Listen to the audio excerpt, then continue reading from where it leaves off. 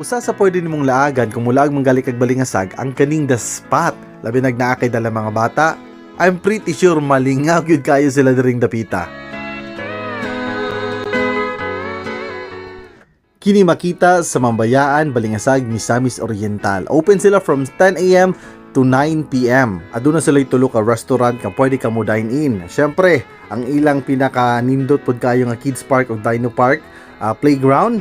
Nga ang entrance fee is 25 pesos per head. So pag once ka mosulod lang ka diring dapita sa ilang kural, automatic ubayad na kag 25 pesos. Pero sulit kayo no, kay luag kayo ang area, daghan kayog madulaan ng mga bata. As you can see, makita ninyo nga lingaw gyud kayo nga akong anak. Actually, pati pag ko nalingaw kog lantaw kay tungod sa kawide, kanay sa ambience, kaluag sa area. Sosyalon jud siya dating. So pwede perfect kayo siya for kana bitang especially mag date o luag po kay parkinganan.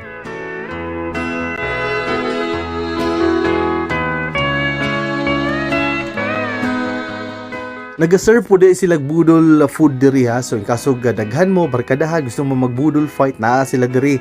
And usa sa pinakaganahan ako, lami ang ilang pagkaon diring dapita. So sulit sa presyo. Perfect kaayo, di ba? Haskang luaga sa lugar no. Malingag yung dagandagan ng imong bata ba.